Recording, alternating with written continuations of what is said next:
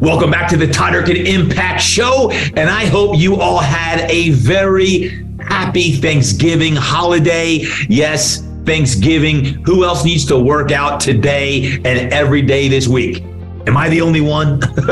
Yes, we all crush some calories. Well, let's make sure we crush some calories this week, because we are in the heart of the holiday season. And now is the time that I'm imploring each and every one of our Impact Show listeners to make sure that right now we amp up our health, our fitness, our mindset, our soul set, and we take our game to the next level. Now is the time, so get after it this week. As a matter of fact, speaking of taking your game to the next level, I have a special friend on here today that I really believe you're going to enjoy the conversation. His name is Stein Jr. Stein Jr. I'll never forget, I met Alan initially, man, it was probably 15 years ago, at an Idea World Fitness Conference. Actually, it was Idea Fitness Conference in Virginia. At the time, he was a fitness pro and coach. He was coaching in the basketball world, and he introduced himself to me, and there was something different about this guy in a great way that I knew he was going to be special. Since that time, he's become he's not a fit pro anymore. What he is, he's a keynote speaker and an author, and he's a darn good one at that. So that he gets his proper due before I bring him on the show, take a listen. Stein Jr. is an experienced keynote speaker and author. At his core, he's a performance coach with a passion for helping others change behaviors. He spent 15 plus years working with the highest performing basketball players on the planet, including NBA superstars Kevin Durant, Steph Curry, and Kobe Bryant. Yep, we're going to talk about that today. Through his customized programs, he transfers his unique expertise to maximize both individual and organizational performance. Alan's a dynamic storyteller who delivers practical, actionable lessons that can be implemented immediately. He teaches proven principles on how to utilize the same approaches in business that elite athletes use to perform at a world-class level. His previous clients include American Express, Pepsi, Starbucks, Charles Schwab, and Penn State football, and of course, many others as well. Folks, I am so excited to bring on the stage today at the Todd Durkin Impact Show, my great friend, Stein Jr. Alan, welcome to today's show.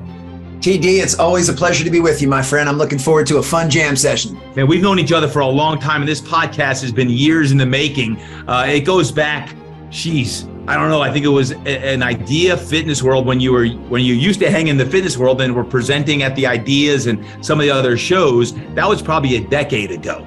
Right? Easily. But I have been a fan of yours, and I have been following you from afar for close to 2 decades now. And man, yeah. So to see things come to full circle, to go from being someone that I had kind of admired and revered from afar to then getting to meet you and know you, and now having these type of conversations is so much fun for me, and something I'm truly grateful for. Well, you're spending your time now primarily as a motivational speaker and an author. So we have a lot in common, and it's really, really exciting, because I know, going back to your roots, you have a performance background in high performance. I don't care if it's football, basketball, whatever sport. When we step into the leadership world, the executive world, the corporate world, we're speaking to some people today who just want to get better in the game of life. So many of your principles just translate and transcend into the business world, into the leadership world. And I'm so fired up to share that today.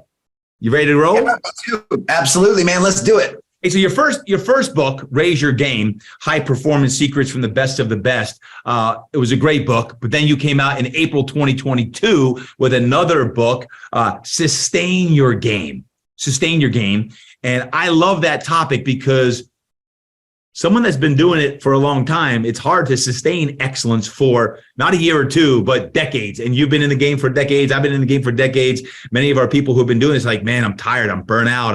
I'm like, I just need to get back to the level I was. Sustain Your Game. Congratulations on writing that, by the way. Awesome book.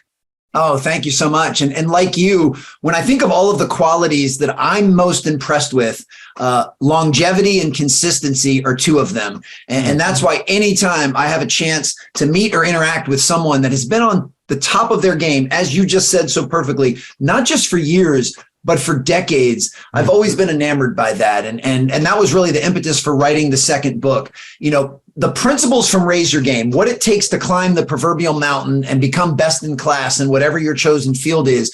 Those same principles apply, but there are also some nuanced differences to what one needs to do to not only stay there, but to continue to evolve and to have some fulfillment and enjoy the ride along the way. And that was the reason for writing the second book, because I'm certainly not trying to imply that I've reached the top of the proverbial mountain, because I'll always be on the climb. But I know that I want to make the next 20 years of my life the most fulfilling 20 years that I've ever experienced. And in order to do that, got to be able to manage stress, stagnation, and burnout, which are the focal points of that second book.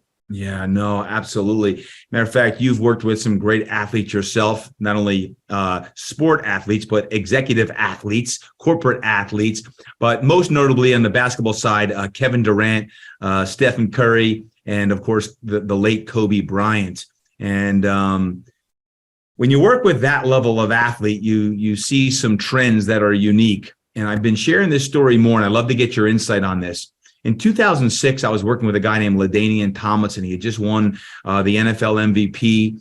We had trained for about 3 years up to that point to get to that level. And I never forget this. I just opened my lower facility at Fitness Quest 10, and he wins MVP.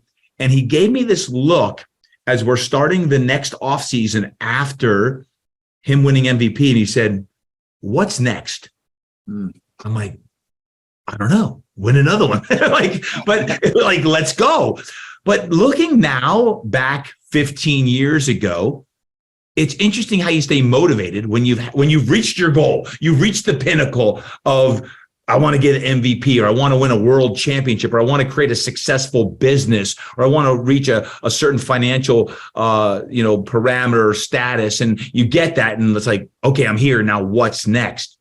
With Durant, Curry, or Kobe, how did you help them sustain success? Part of it comes from being able to untether from the goal itself. That I really believe that we need some external drivers. We need to have a North Star. We need to have goals that we're pursuing, because it's what provides direction. But ultimately, those just become a byproduct of being the best we're capable of as consistently as possible. And One of the things that I've noticed that unite all high performers, whether it's a LaDainian Tomlinson, a Todd Durkin, or any of the guys that you just mentioned, it's the ability to blend confidence with humility. High performers have earned the right to be confident through demonstrated performance during the unseen hours. They've put in the work, and they've gotten in the repetitions to deserve the right to win the MVP or to open up a Fitness Quest. Like, they've done the things they need to do to earn confidence, but they always maintain a level of humility that keeps them open to feedback, that keeps them open to being coached, but most importantly, keeps them open to knowing that no matter how good I am, or no matter how much I've accomplished, I can still get better, that I have not maxed out what I'm capable of doing. So while it's nice to win an MVP, I'm not done yet. So please don't put me under museum glass. I'm still an unfinished work, and I can still get better. And that, to me, that's the biggest separator, which is why a guy like a Kobe Bryant or a Stephen Curry can literally still have champagne dripping off of them from winning a championship, and they're already thinking about, how do we repeat this next year? So they use these goals to provide clarity and direction, but they don't allow the goals to define them or confine them to that achievement. They want to keep growing and getting better. Yeah, I love that. Alan, I'm a huge fan of Kobe Bryant. And I know you had an experience with him at 4 a.m. in the morning that you share. And can you please share with our Impact Show listeners about that experience and what you learned from Kobe Bryant and the Mamba mentality? Absolutely. I'd be happy to. What I'll do is I'm going to give you kind of an equal parts Cliff Notes, but an expanded version of the story. And then if someone wants to see the theatrical version, we can send them to my YouTube channel. But back in 2007, Nike brought me out to LA to work the first ever Kobe Bryant Skills Academy. And I got a chance to watch one of Kobe's really early workouts that morning. And you hit it on the head. The workout was at 4 a.m. And in just a moment, I'll explain why he worked out that early. But I had a chance to watch his early morning private workout. And I remember being so surprised that he was doing such basic drills. he was doing stuff that, I kid you not, I had taught to middle school age players. Now, of course, this is Kobe Bryant. This is the Black Mamba. So he was doing everything at just an unparalleled level of intensity, and he was doing everything with surgical precision. But the drills he was doing were really, really basic. And that surprised me. I expected to see something with a little more sizzle, a little more flash.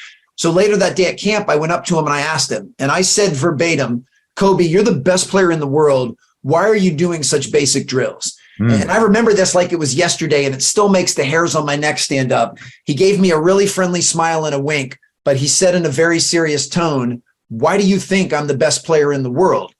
Because I never get bored with the basics. And it just hit me like a lightning bolt that in order to be elite in anything, you can't get bored with the basics. You have to work towards mastery of them, especially during the unseen hours. But it really solidified the difference between basic and easy. People often use those words as if they're interchangeable, but they're not synonyms. They do not mean the same thing. What it takes to be, incredibly successful, what it takes to be fulfilled in any area of your life, basketball, business, your marriage, parenthood, those principles are very, very basic. But none of them are easy to do. And I know this because I'm living it. And everything I share on stage and everything I share on page, I'm not coming from a place of mastery. These are still things that I am trying to figure out and I'm trying to work towards and improve. But I am proud of the progress that I've made. And part of that progress is because I now understand that what it takes to be successful, high performing, and fulfilled are a handful of core basic principles and fundamentals. But I wake up every day knowing none of those things are easy to actually do. And that lesson that I learned from Kobe reshaped my perspective on everything. As a keynote speaker, my goal is to work towards mastery of a handful of fundamental basics that will allow me to hopefully be captivating on stage. And I do the best I can not to deviate from those things. And I do the same thing with my relationship with my children. In order for me to be the best father I'm capable of, I just need to stick to a handful of core principles and basics. And when I can keep things simple, it allows me to continue to matriculate and improve. And you say kids, 2 12-year-old twins and a 10-year-old, correct? Yes, absolutely. You are in the wheelhouse, my friend. You are right there. You're in prime time. You're in prime time of your life right now, Alan. This is awesome. You've shared this, but with Kobe working out at 4 a.m., understand that you showed up early so you could beat him to the gym to show him respect by showing up early. When you get there at 3:30, what happened? He was already there. I mean, I still laugh to this day. I'm thinking to myself as a young trainer, I'm going to really impress Kobe. I'm going to show him how serious I am, and I'm going to leave my mark. I'm going to beat him to the gym. I'm going to be standing there when he shows up. And I figured getting there 30 minutes before his official workout would be ample time to beat him. And instead, I get there at 3:30 and I'm late. He was already going through an intense warm-up before his official workout started. And I'll never forget that either. And, a later conversation that I had with him, he let me know the reason that he worked out that early. Why would he work out at 4 a.m.? Because sleep's important, obviously, but why? It is. So he said the most ambitious and the most dedicated players in the NBA will work out twice a day. And if I only do what they're doing, then how will I ever create any separation? So if I'm only working out twice a day, then I'm only going to be improving at the rate that everybody else is. So I need to do one more than they're doing. I need to get in 3 workouts a day if they're getting in 2. And the only way logistically possible to make that happen is to do one very early in the morning. So according to Kobe, he said, when I'm coming home from my first workout, they're coming to the gym for their first workout. When I'm coming home for my second, so he was always one step ahead.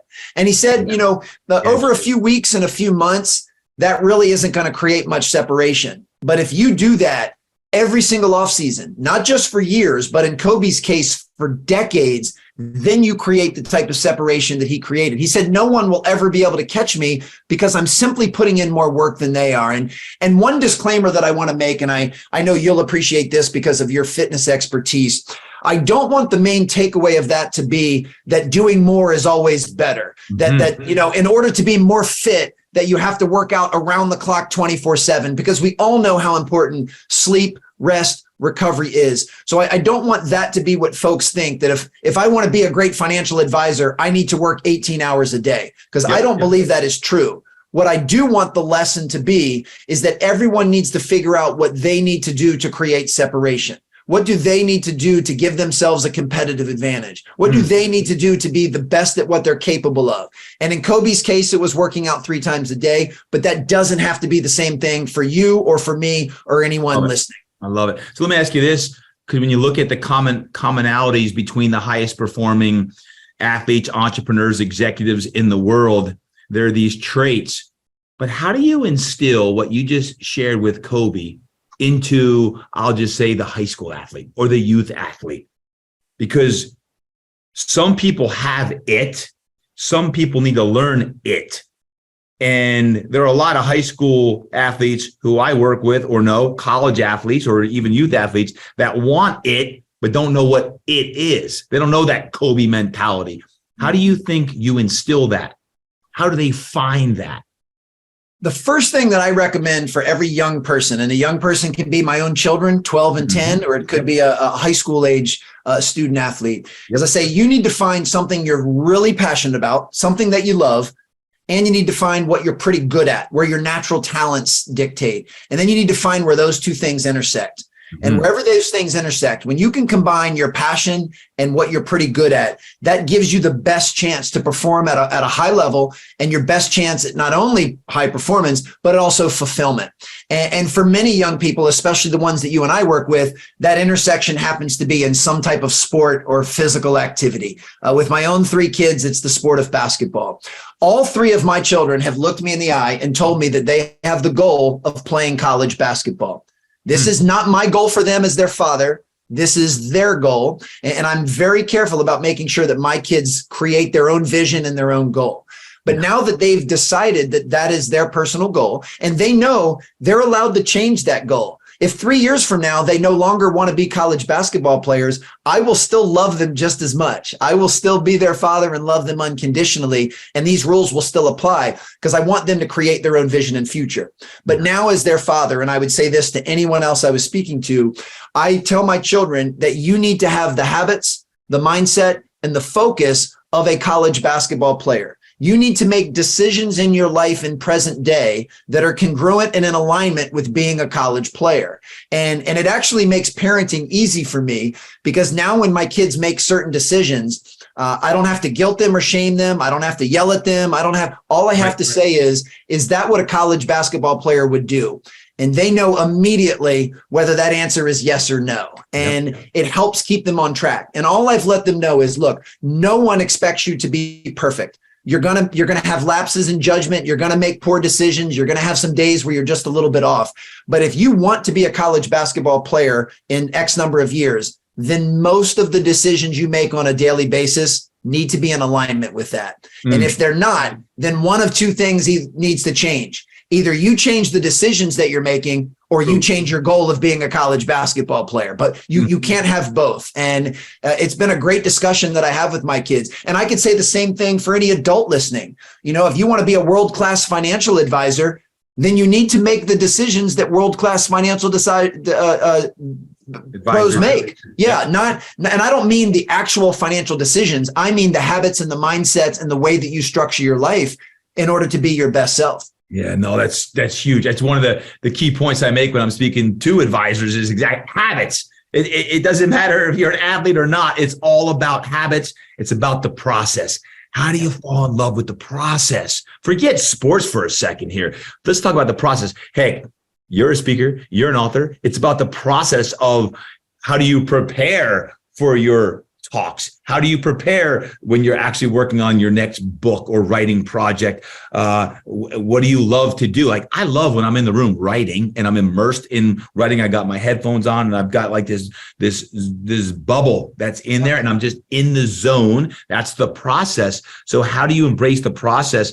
I think for any kid, any adult, any mom, dad, grandma, grandpa, anyone listening in, it's what do we love to do? That equals passion. You just said that, Alan, right? And then also when you love that and you can focus on that, not just the outcomes of, is this going to be a best-selling book? Or am I going to get a standing ovation?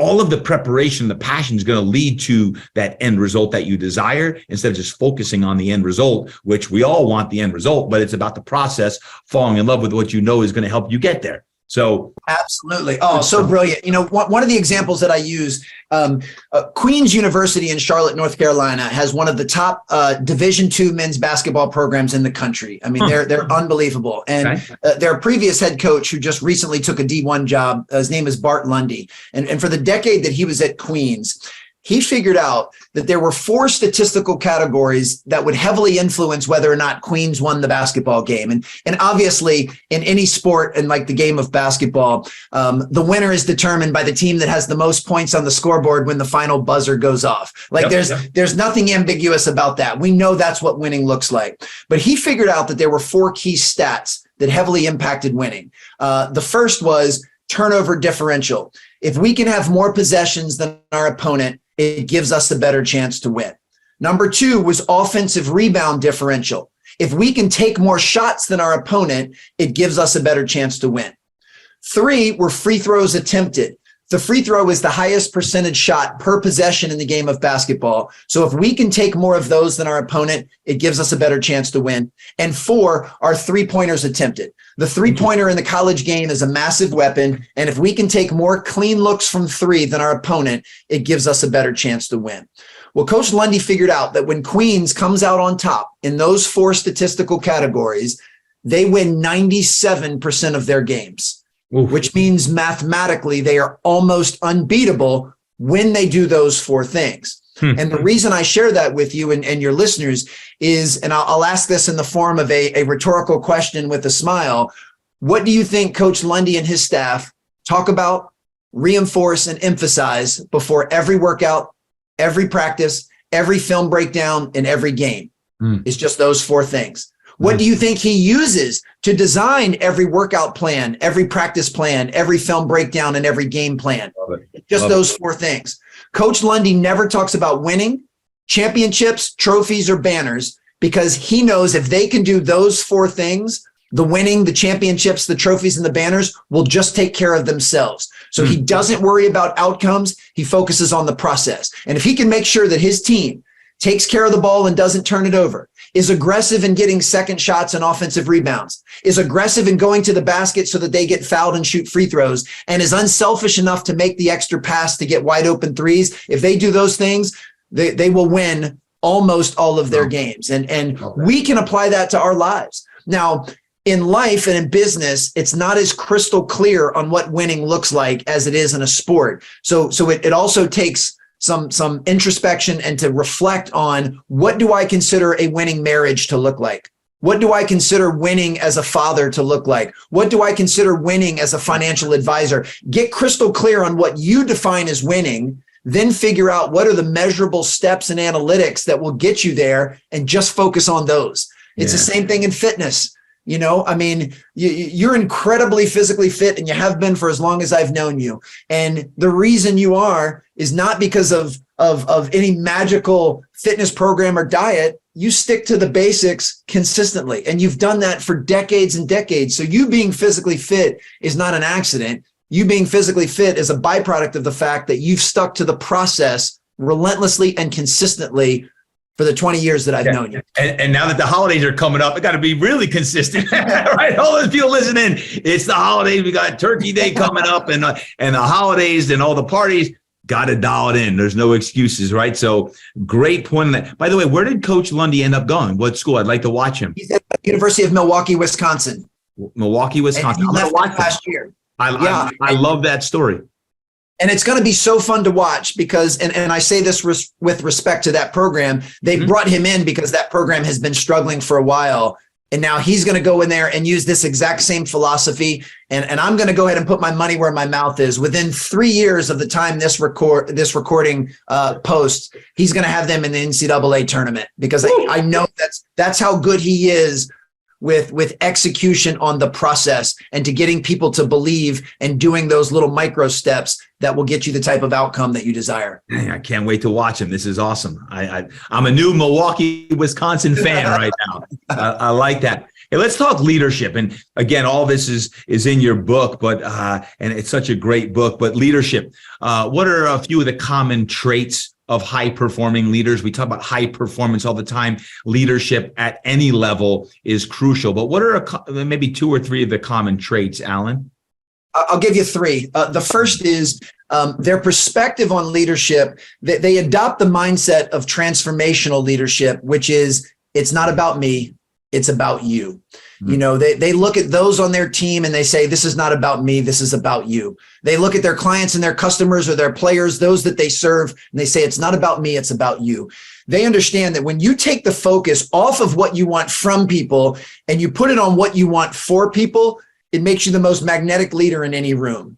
And they certainly live by a principle that I've tried and, live my life on. And that is a candle loses nothing by lighting another candle. Like they wake up every day saying, my goal is to light as many candles as I can. And it won't make my light shine any dimmer. In fact, it will only make my light even brighter. So leaders wake up to be in full service of others. Now, this doesn't mean that they don't still take care of themselves. This doesn't mean that they don't still prioritize their own self-care and their own well-being. It means they equally value other people's goals, other people's dreams. They show appreciation for everyone on their team, regardless of role or tenure. So having the perspective of it's not about me, it's about you is one. The second one is they're crystal clear on their core values. Their personal core values, their organizational core values, and they use their core values to guide their decision-making. They don't make the mistake, which is what a lot of people do, of using their emotions and their feelings to make decisions. Because we're human beings, and part of the human condition is our emotions are going to ebb and flow. Even someone like you, one of the most optimistic, positive, high energy people that I've ever met in my life.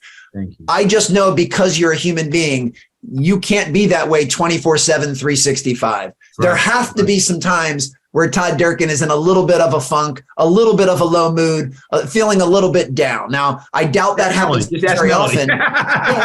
No doubt. But it happens. No doubt. But what makes you such an extraordinary leader is even when you're feeling those lower emotions, you're frustrated, you're disappointed, you're upset, you don't allow those to dictate your behavior. And that's one of the most important lessons is our emotions are designed to inform us. They're not designed to direct us. True. So when you can learn to lead based on your core values and your standard of excellence, instead of leading by feelings and emotions, then you become the most consistent leader in any room. And consistency is important because your people, they need to walk through those doors and say, I know what I'm going to get from Todd Durkin today. It's not a guessing game. It's not, I got to wait and see what kind of mood Todd's in before I know how today's going. No, they know that they're going to get consistency. And then the third pillar of leadership is staying connected to your purpose and your meaning.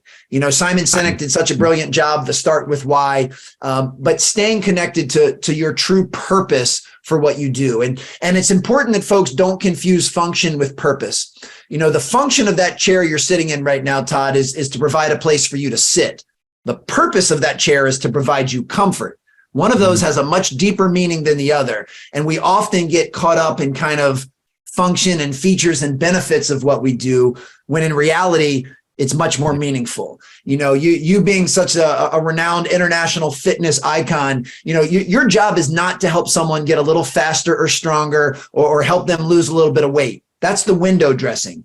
You're there to help them actualize their dreams, to help them improve their confidence and their mental and emotional well-being. Like the work that you do is way more meaningful. And in order for you to continue to do it at the level that you've always done it, you have to stay dialed into that purpose. You can't play at the surface level. You got to dig deep. And when leaders can get everyone on their team to dig deep into the purpose behind what they do, that's when folks will give you a better effort and will have a better attitude along the way. Alan, I'm mesmerized of the transformation that you've had personally going way back. I mean, we were talking shop in the fitness and sports performance world a decade plus ago. And here we are looking at you as a leadership expert. And we've had conversations about leadership and all your studies and who you've spoken with and to.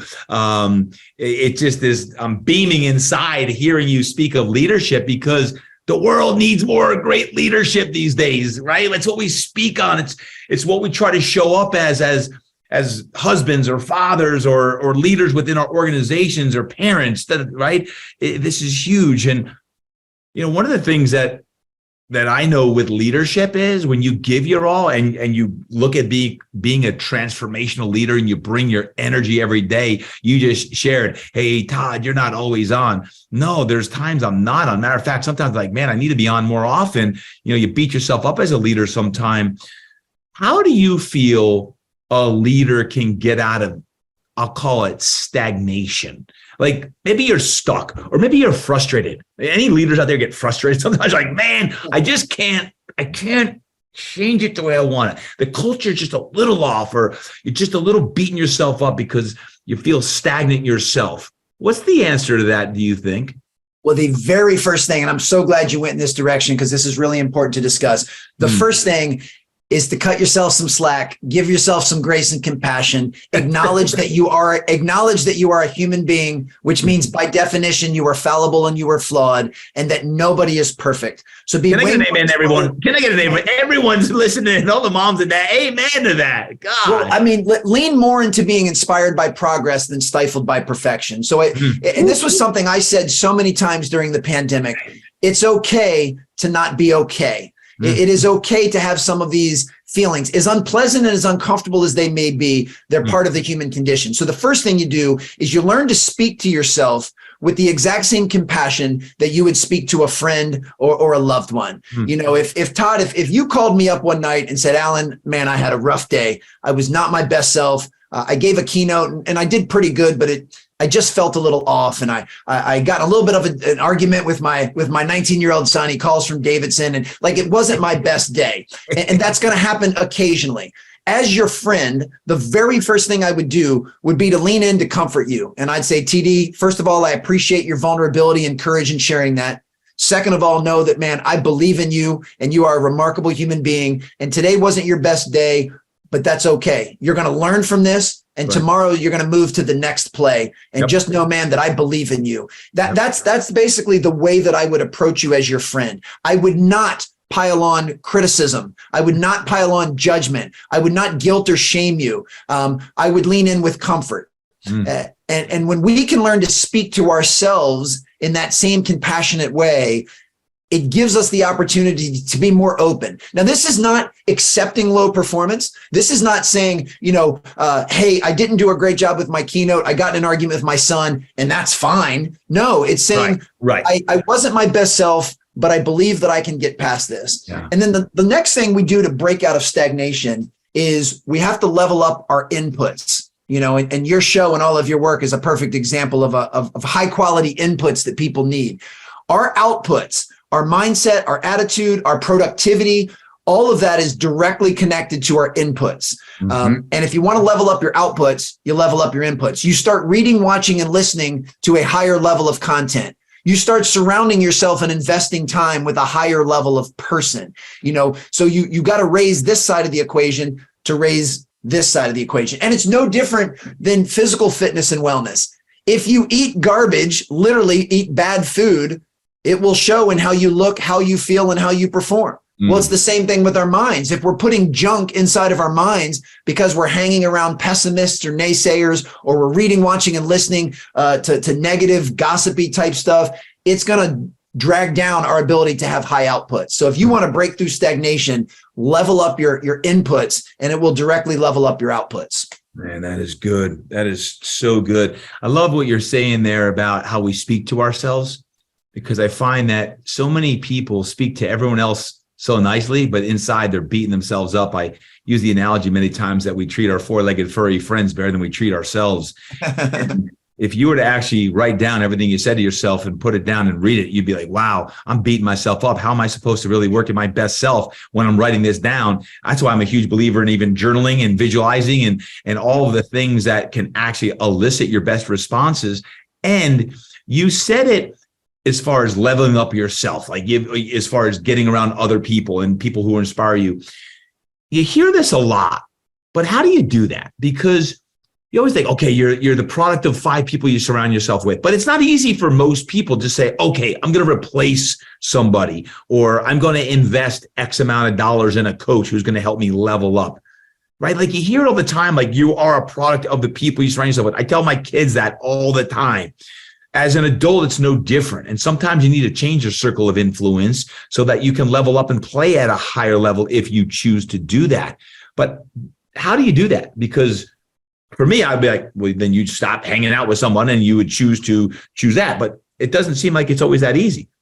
No, and it's definitely not always that easy. I know that the internet and social media often gets a bad rap, understandably so, because I think there are some things there that are actually undermining our ability to perform well and to be happy. But there are also some silver linings. And one of them is the ability that they're to connect with and learn from just about anybody out there at any time. You know, I mean, you and I are friends, but we only speak or text maybe once every couple of months. I can have a direct pipeline to everything that Todd Durkin puts out there by listening to your show religiously, which I do, by reading your books, by consuming your content. So I don't have to necessarily, you don't have to be one of the 5 people that I invest the most time with in the physical space. We don't have to be BFFs and be next door neighbors, but I can make you and your content a priority in my life by choosing to listen to your show when I go for a run, or choosing to read a chapter of your book before I go to bed. So we actually have no shortage of people that can have an input in our lives. And I constantly go through my social media feed and I trim the fat, if you will. I cut out people that are not posting things in alignment with where I'm trying to go. Now, this doesn't mean that I only follow people that agree with me. I follow people that have very different perspectives on life, but they're putting out stuff that challenges my point of view. They're putting out stuff that makes me think, that makes me reflect. People like you put out stuff that inspires me and motivates me and gets me excited. So if I'm constantly, the only things that I'm allowing myself to be subjected to are these areas that are going to level me up. And I stopped watching and reading the news over a decade ago. And it was one of the best things that I ever did for my own mental health and psyche.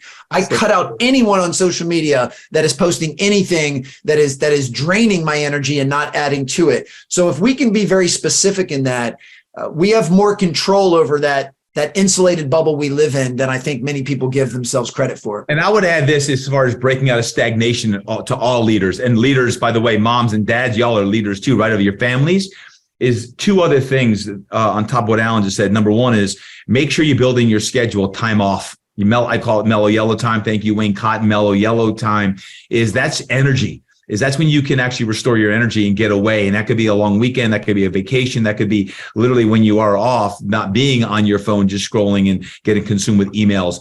They don't read emails after 9 o'clock at night. Nothing's good coming out of those emails late at night, right? So energy, I think, is huge. And also how to get out of stagnation. Leaders at work, if you're feeling like you're just stagnant, go talk with your people and listen to your people, connect. Why? Because when you listen and empathize and you're compassionate with your people, that tends to give you a little light. It tends to light you up about where they're at. And it goes back to what Alan was saying about being a transformational leader, about making it about them. But it takes consistent effort, because when you're stale, stagnant, frustrated, you tend to actually get a little bit of resentment towards your people. Yeah, I just said that. Anyone else ever do that in your own leadership? You tend to sometimes get resentment towards your people because you're getting a little frustrated yourself. Connect with your people and listen. Ask open-ended questions where they can speak and you can truly listen with your eyes and your ears. And then all of a sudden, that stagnation, you start to get re-inspired again as well. So I love that topic on how to overcome that. And Alan, again, great book. When you talk about in your latest book, burnout and energy management, and you tie it all in with energy management and stress and how you can use stress. Talk about burnout, because many folks are burnt out or have been burnt out. Hey, I've shared it on the podcast before. I was burnt out over the pandemic. I think I still have PTSD from some of that stuff. And thank God the fitness world is coming back and that speaking is coming back and we're back on stages again. But burnout is real. It is real to the point where sometimes you just want to face plant and give up. Talk about burnout and how to prevent that. Or if you're in it, how the heck to overcome it.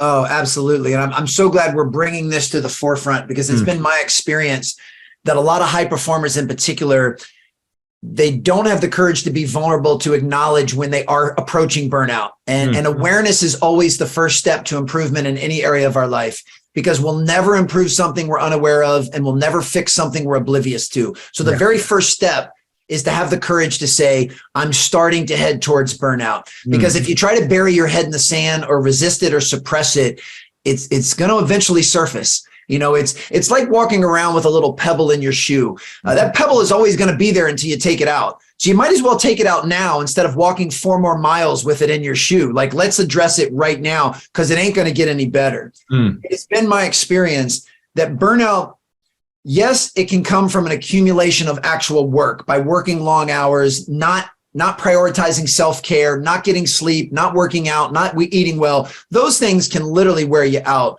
But more importantly, burnout is when you don't feel in alignment with the sacrifices you're making and the work you're putting in and the meaning behind your work. This goes back to what we were talking about a little earlier with purpose and staying connected to that meaning. My guess is when most people start to drift towards burnout, they're drifting away from the real purpose and meaning of the work that they do. And when you can stay reconnected or get reconnected to that meaning and prioritize your self-care, so you have boundaries. I love that you said, don't check email after 9 o'clock. Nothing good comes in after 9 o'clock. That is a beautiful boundary that I would think the vast majority of people should implement. When we start to prioritize self-care and put some of these boundaries around being our best self, and every single day we feel deeply connected to our meaning and purpose, then we're at very low risk of burnout. And it doesn't mean that it's still not impossible to happen, but you decrease the chance of that happening. And that's, you know what's interesting about this, Alan, is burnout is it creeps in. Yeah. It creeps in. You all know that, and all of a sudden you're like, man, I don't have the energy. I feel tired. I'm fatigued. I wake up in the morning. The first thing I think about is going back to bed. Right? Like, I've been there. Like, yeah, me, like the king of trying to get your mind right, and that, because what happens is it creeps in, because as we bring more on our plate, like learning how to say no is really good, but I have a tough time saying no, and I want to change the world. But again, in the last 2.5 years, when you look at it, and I'm assuming that everyone listening can really understand and resonate with burnout in some way, in some area of your life, because you're trying to solve answers that you never had to really solve before, and it's 24/7.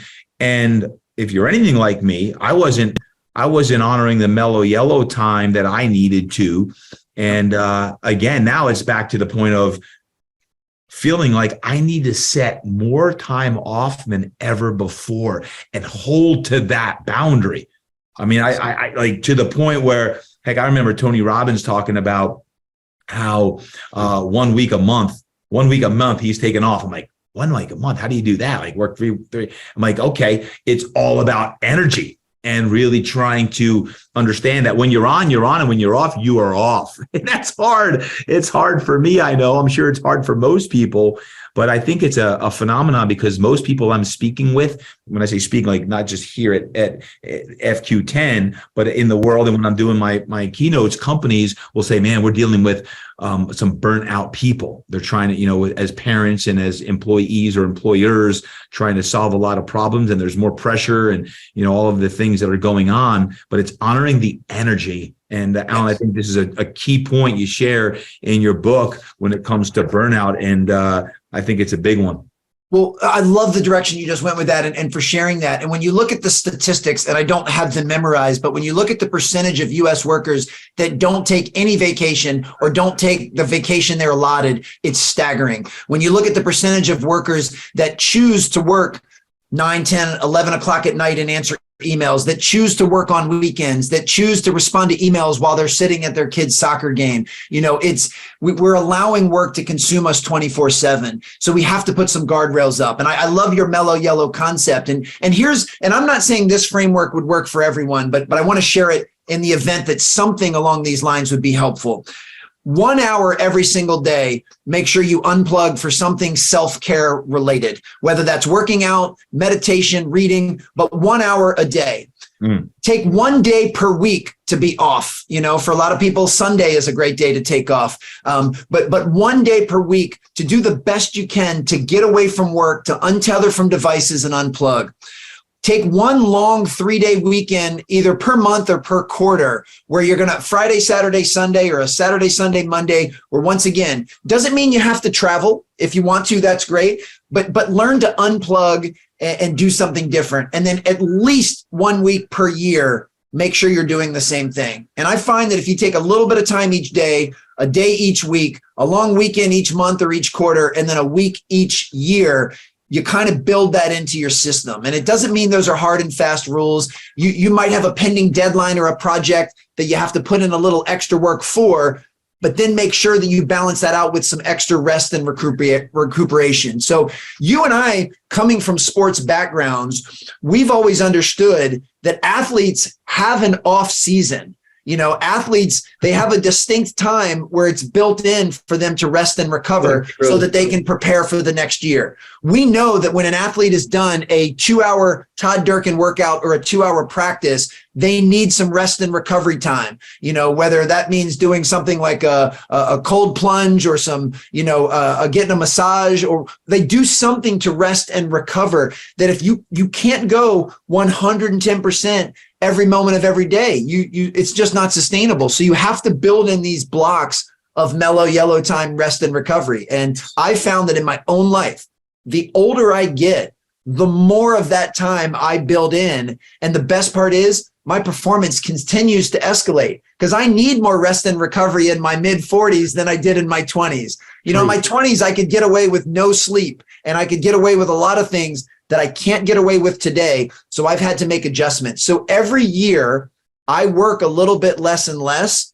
but the quality of my work goes up and up. And to me, that's what's most important. Yeah, but you've also gone back to structuring your schedule to a lot for what you just said. Absolutely. Hour a day of self-care, 1 day a week off. And that includes no scrolling or technology. A one long weekend. I like the month, not a quarter. Let's get that long weekend, everybody. That's good. That's really good stuff. And at least 1 week a year, preferably more than that. If you're over in Europe, you're getting 5-6 weeks a year. Yes. I like their lifestyle over there. I like the European lifestyle there. More time off, more mellow yellow time. What are a few of the things that you specifically do? You mentioned, cold plunges or massage, body work. Are there a few things that you're using, hacks, so to speak, that you're using to help you beside actually just allotting schedules to allot for better energy? For me, every single morning before I dive into my work day, I try to do something that engages my mind, my heart, and my body, if you will. So that could be something like going for a 6-mile jog while I'm listening to the Todd Durkin Impact Show. Yeah. That could be a 10-minute meditation on Headspace. That could be reading a few pages out of a book. That could be watching an inspirational video on YouTube. Like I try and do something to engage myself as a whole before I start to tackle the day. And I find that when I can start my day that way, it just primes me and creates a better foundation for everything else to come. Then I make sure to bookend that with, at the end of the day, at nighttime, I have a sleep routine that I make sure allows me to unplug and unwind so that I can get the most restful sleep possible. And, I think bookending your day with some type of guardrails or routines is a surefire way to improve your performance and fulfillment. And I don't believe that there's one magical routine for everybody. I tend to prefer early morning hours. Like I like getting up at 6 and starting my day. But in order to do that, that means I need to go to bed at 9:30 or 10 o'clock. You can't play on both ends of the field. You got to be able to choose. So I think everyone just needs to have some discernment in creating the things that fill you up. And here's an easy exercise everyone can do. You just take a piece of paper and you draw a vertical line down the middle. On the left side, come up with an exhaustive list of all of the things that fill your bucket, mentally, physically, emotionally, and spiritually, if that's appropriate. But this could be hopping on your Peloton bike or taking a yoga class, taking your dog for a walk, having some coffee while you read the morning paper, having a FaceTime call with a good friend, could be watching a documentary or listening to a book or whatever it may be. But come up with a list of things that energize you, that light you up, that fill your bucket. Then on the right side of the paper, I want you to write down how you've been spending your morning and evening routine. Like over the past week, what have you been doing the first 60 minutes when you wake up? And what have you been doing the last 60 minutes before you go to bed? And I want you to have some vulnerability and some honesty in writing what you've been doing. And then I just want you to compare those two sets of notes. And I want you to ask yourself, arguably the most important question you can ask yourself when it comes to high performance. Am I doing the things that I know I need to do to be my best self and to keep my tank full? And if most people do that with some honesty, they're going to start to see a slight disconnect. They're going to uncover what I call a performance gap. And that is the gap between what we know we should do to be our best selves and what we actually do on a daily basis. And then the goal is to start to close that gap, to start to take some of the things from the left side of the paper and sprinkle them in on your morning and evening routine so that you're starting your day with the things that light you up. You're ending your day with the things that light you up. And that will allow your bucket to be full so that you can pour into the people that matter most to you.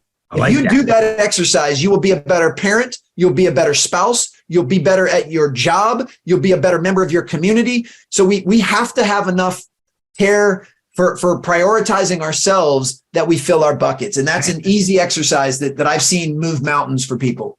Man, that is good. What's not filling your bucket? What's not serving you, right? By the way, while you're doing that, I'm writing down here, too much scrolling on the Instagram. Too many chocolate covered almonds in the evening because those things speak to me. They're like, TD, great podcast with Alan tonight. They're going to speak to me tonight. They're like, dude, Alan, and you killed it today. Like, you deserve me. Have a couple of handfuls, T. The thing speaks to me.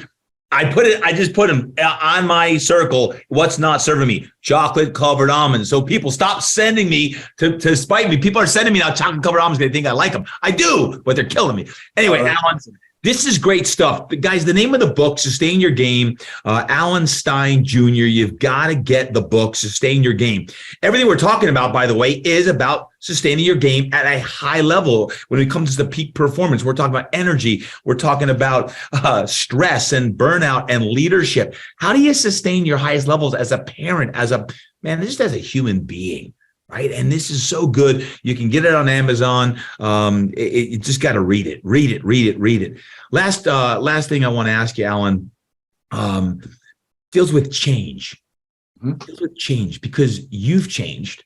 I've changed. We've all have made changes in the last couple of years, but I love that you made the change, a career change. Right. I mean, literally from going from the fitness world into a highly desired keynote speaker and now an author and doing great things and that stuff. Talk about change and how people can navigate through change, whether it's a career change or a big change of their mindset. Talk about change. You talk about it in your book, and it's fascinating. Well, the first is to lean into the fact that change is inevitable, that nothing in this world will remain static. So resisting change, fighting against change, ignoring change is only going to undermine your ability to not only perform, but to be happy. And then there are two very distinct types of change. There's change that is imposed on us. A perfect example, a 2+ year global pandemic. That wasn't anything that we got to vote on. That is just the way the world unfolded. And we have to be able to adapt and acclimate to impose change. But then there's the type of change that I really want your listeners to focus on, and that is initiated change. That is the change that we choose to make. And I've been a self-diagnosed quote nerd for as long as I've known you. I love quotes. And two of my favorite quotes have to do with change. The first is, if you keep doing what you've been doing, you will keep getting what you've been getting. Preach. If you don't like what you've been getting, you need to change what you've been doing. And I know that sounds rather obvious, but sometimes obvious doesn't mean that we actually implement it. And the other thing that I absolutely love is, if nothing changes, then nothing changes, which means in order for us to experience a positive change, we have to be willing to make a change, and we have to lean into it. And I want to encourage folks to get crystal clear on the person you're trying to become, on the future that you want to have, your vision for the life that you want, and then have the courage, which is not easy, to make the requisite changes to move you in that direction. And that is hard to do, but it becomes easier if you insulate yourself with accountability partners and people that are going to try to help you move in that direction. But we can't be fearful of change. Another one that I found interesting during the pandemic was people were throwing the word uncertainty around a lot. They were saying, well, the future is so uncertain. And I knew what they meant by that. And I don't say this in judgment, but it always made me laugh because the future has always been uncertain. Now there have been times where we get lulled into thinking that we're secure and that it's certain. But right now, Todd, you're one of the brightest, most intelligent guys I know. And even you can't predict the future. Even you can't tell me with 100% accuracy, even what the rest of today is going to look like, much less next year or 10 years from now. So we have to be at peace with knowing that the future will always be uncertain, but we can stack the cards in our favor by making the type of initiated changes to lead us down the path of what we would like to see happen. And we have to know there are going to be some roadblocks, some speed bumps, and some imposed changes that are going to make that hard. But then if we build the grit and resiliency to acclimate and be responsive around those things, then we'll be fine. I just want to make sure everybody knows the pandemic is not the last adversity that's going to be thrown at us over our lifetime. Man. It is one of many, and we have to be prepared for those. And we prepare for them by leaning into making some of these other changes in our life. So good, Alan. So good. The future is uncertain, but what's interesting is we try to figure out the future and it creates anxiety. Yes. It creates angst, right? It creates this angst in us. And guys, I sometimes get this angst or anxiety because we were talking about this earlier. I've got big goals. I got God-sized dreams, right? We talk about GSDs. It's good to dream. Dreams keep us alive. It's great to have goals. I also think you've got to have this dichotomy of being very present in the right now and being where your boots are at. And that's not always easy to do because we get excited about the future, but sometimes the uncertainty of the future leads to this angst of we're not there yet, so we can't control it. So how do we control back to the process right now? I am working on this book or I am working on this podcast here with you, Alan Stein Jr., present, not thinking about what's coming up next after this. I really like that because I find that angst, anxiety, all this feeling inside of us now, which is sometimes overwhelming, is because of the unknowingness, and it's outside of our control. Yes. Bring it back to what we can control. Yes, and I love that you said that. This would be a perfect bow tie to almost summarize everything we've been talking about. So in theory, and this may sound a little weird to your listeners, the future doesn't really exist. It exists in language and it exists in our mind, but we can never actually be in the future. We can only be where we are right now, because as soon as you get to that future point, it's no longer the future. It's now the present. So the only time the future exists is in our mind. But what we can do is we can create the future we want by making decisions in the present that are in alignment with that. And here's a perfect example. I'm 46 years old. I have a crystal clear vision of the man I want to be 20 years from now. Yep. And without getting too granular, TD, I want the 66-year-old Alan to be physically, mentally, and emotionally fit. I want the 66-year-old Alan to have a strong, deep, loving connection with his children, his family, and his friends. And I want the 66-year-old Alan to be doing work he considers meaningful and in service of others. So that's who I want to be. Right now in present day, I try to make as many decisions in my life as possible that are in alignment with becoming that guy. From who I follow on Instagram to what I watch on Netflix to whether or not I eat a handful of chocolate-covered almonds, I ask myself, is this decision going to take me closer to becoming that guy, or is it going to take me further away? And every day of my life, I try to make as many decisions as I can that are congruent with becoming that guy. Now, I don't worry about perfection. I'm not batting 1,000, but I try to make most of my decisions in alignment with that guy. And I know that if I do that, assuming I'm still around 20 years from now, that is the person I will have become. And the best part is I'm not postponing being that person. I'm that person right now because I'm making these decisions in the present moment. And I don't say this to lack humility. I say this with the utmost gratitude. Right now at 46, I am physically, mentally, and emotionally fit. I do have a strong, loving, connected relationship with my children, family, and friends. And I am doing work that I consider meaningful and in service of others. And if I keep dropping these breadcrumbs, that is who I'll be 20 years from now. So anyone listening to this podcast, if you talk to me when I'm 66, don't be surprised that that's the man I've become, because those are the decisions I'm making now. And here's what I'll leave you with, TD. Every night before I go to bed, I ask myself a very important question. I say, Alan, you just traded 24 hours of your life for the progress that you made today. Are you happy with that trade? And if the answer is yes, I get a really restful, peaceful night's sleep. On the rare occasion that the answer is no, today was not my best day. I made some boneheaded decisions. I said some things I shouldn't have said. I give myself some grace and I quickly move to the next play. And I still get a restful night's sleep. And I just know I got another crack at this thing tomorrow. And if we can have that type of approach of being in the present, we will design the future that we want. And that's what I'm completely focused on right now in my own life. Man, I'm so fired up right now. I can run through a wall, Alan. This is so good. By the way, did you eat the chocolate covered almonds? You were talking about chocolate covered almonds 5 minutes ago. I was like, I wonder if he ate them. In moderation, I do have a handful. I have a handful of things like chocolate covered almonds that I enjoy. I enjoy them sparingly. Oh, and I do so guilt free when I do. That's the best part. True. That's a mic drop moment right there. I love that question that you ask at the end of the day. And I don't know if you've been eavesdropping on the podcast, but I just talked about at our shift retreat we had in October, we had that exercise of visualizing ourselves in 20 years from who we are today, where we're at today, and visualizing that man or woman who we want to be. And let me tell you what, you talk about tears, you talk about loving, seeing that future wiser self. We all have inside of us this wisdom, and this is gift already inside of us, but we need to tap into that. And what I love, what I just heard you say, is that you're doing that on a daily basis and asking yourself that question, am I becoming that man that I'm going to be in 20 years from now? If we could get so disciplined as to do that, that is the process. That is the actual process of living your best life today. And that ultimately will allow you to sustain your game, right? Sustain your game long term. So Alan Stein, thank you so much for being here. Where can one follow you or get your books or learn more about what you're doing?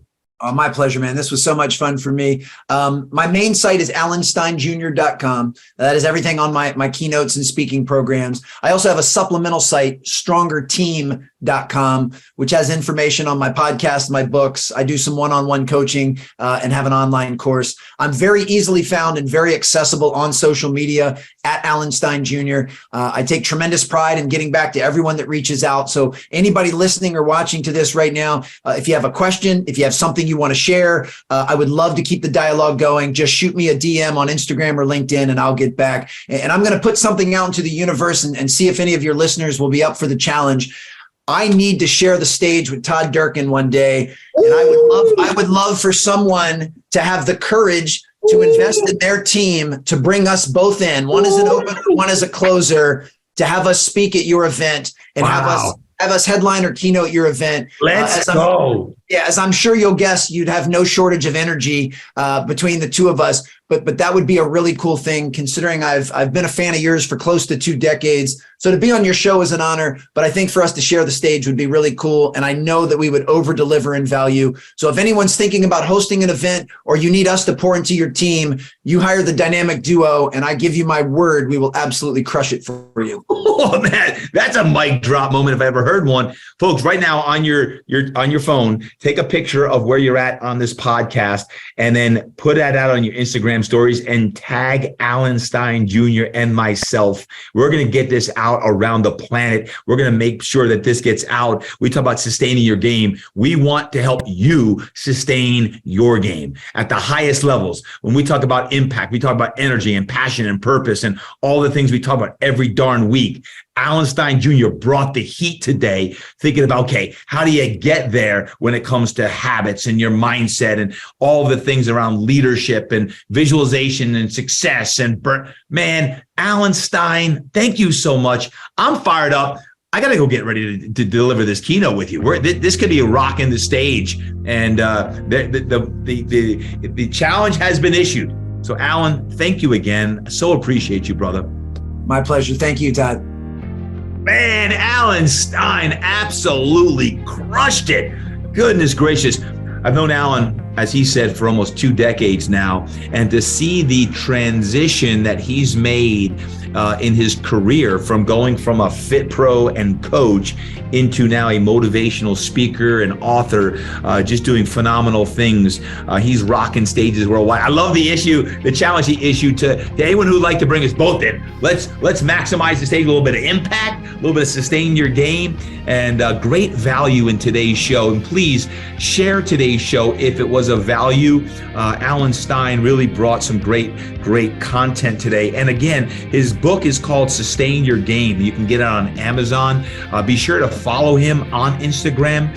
He did a great job sharing all that's in the book. Obviously, there's more when you read the book, but from a macro standpoint, in the hour or so that we had together today, I just want to thank Alan for bringing his A game as he always does.